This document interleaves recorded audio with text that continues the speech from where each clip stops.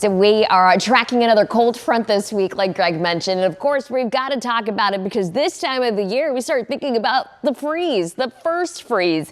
And on average, it happens November 22nd. So the average first day is still a few days away, but like you'll see in Greg's forecast, it's actually not in the forecast.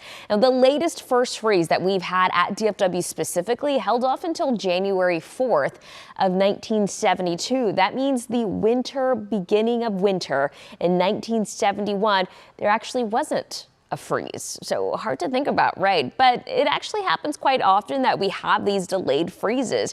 In fact, since records have been kept since the late 1800s, about 1898, 1899 for some spots, 35 of those years on record have actually not seen a freeze until December. So it's not that uncommon to go all November without seeing a first freeze.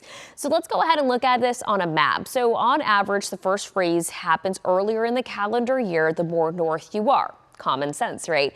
Well, for areas of, say, the Panhandle, where you see that blue shade there, anywhere from mid-October to the end of October is the average first freeze. For areas across the Red River, maybe areas in West Texas where temperatures tend to drop a little bit quicker, November 1st through the 15th is about average.